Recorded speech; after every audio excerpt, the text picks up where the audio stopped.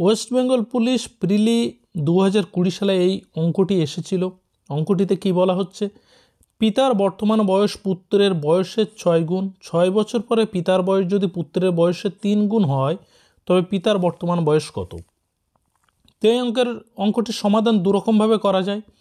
তো আমরা প্রথমে একরকম নিয়ম শিখব এবং তারপরে শিখব আর একরকম নিয়ম। তো প্রথমে আমরা যদি দেখি যে পিতা অর্থাৎ ফাদার এবং সন মানে এস দিয়ে ডিনোট করলাম। তো এখানে একটা জিনিস শেখার আছে, সেই বিষয়টি কি, ধরে নিলাম রামের বয়স 10 বছর, শ্যামের বয়স 20 বছর।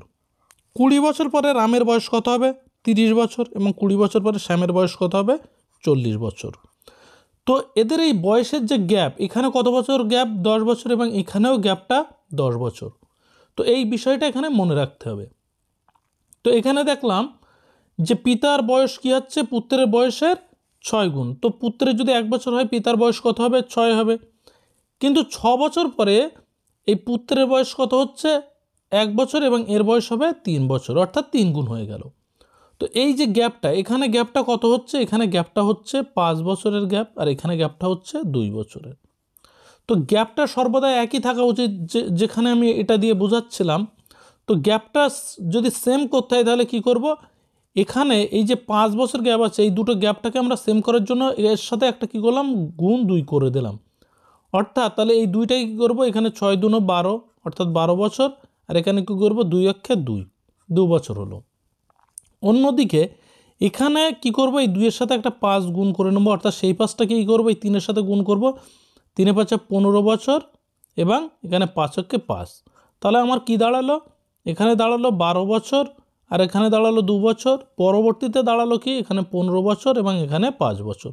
তাহলে এবার যদি আমরা গ্যাপটা দেখি, এখানে গ্যাপ কত, 10 বছরের গ্যাপ, এখানেও 10 বছরের গ্যাপ। এরপরে আমরা দেখব যে এখান থেকে এই যে 2 বছর ছিল বর্তমান, কিন্তু 6 বছর পরে তার বয়স কি হচ্ছে, 5 বছর হচ্ছে। তাহলে এখান থেকে যে পার্থক্যটা হলো, কত হলো, পার্থক্য হলো 3-এর, অর্থাৎ 3 বছরের পার্থক্য। কিন্তু কোশ্চেনে দেওয়া আছে কি 6 বছর পরে। তো এই 3টাকে আমরা কি করব, এই 3টাকে আমরা মনে করব 6। তাহলে 3-এর মান যদি 6 হয়, 1-এর মান কত হবে, 1-এর মান হবে 2। তাহলে এটাকে পিতা ধরেছিলাম, পিতার বর্তমান বয়স 12, তো 1-এর মান যদি 2 হয় তাহলে 12-এর মান কত হবে, 24, অর্থাৎ পিতার বর্তমান বয়স 24 বছর।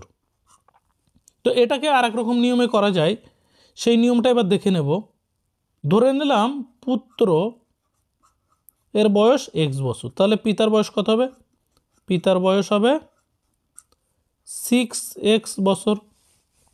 তাহলে আমরা একটা সমীকরণ তৈরি করব যে এই 6x এর সাথে আমরা কি করব, আরও 6 বছর যোগ করে দেবো, 6 বছর যোগ করে দেবো। নিচে সনের বয়স কত, x বছর, তার সাথে আবার 6 যোগ করে দেব। যোগ করে দেওয়ার পরে এখানে যে তাদের যে অনুপাতটা পাচ্ছি, কত পাচ্ছি, পিতার পাচ্ছি 3 এবং পুত্রের পাচ্ছি কত, 1। তাহলে ওপরে আমরা 3 দেবো এবং নিচে দেবো 1। যেহেতু পুত্রের বয়সে 3 গুণ হচ্ছে কখন, যখন 6 বছর তাদের সাথে যোগ হচ্ছে, তাহলে কোনাকুনি গুণ করব, 6x + 6 = 3x + 18। তাহলে এখানে এক্সগুলো যদি এক সাইডে নিয়ে আসি তাহলে কি হবে, 6x - 3x = 18 - 6, অর্থাৎ 3x = 12, অর্থাৎ এক্সের মান কত পেলাম, 4। আমরা পিতার বয়স কত ধরেছিলাম, 6 বছর, মানে 6x। তাহলে এক্সের মান এখানে আমরা কি, এক্সের মান বসিয়ে দেবো 6, এক্সের মান 4 = 6 × 4 = হতে কত, 24 বছর, অর্থাৎ পুত্রের বয়স 24 বছর। তো দুরকম নিয়মেই করা যায়।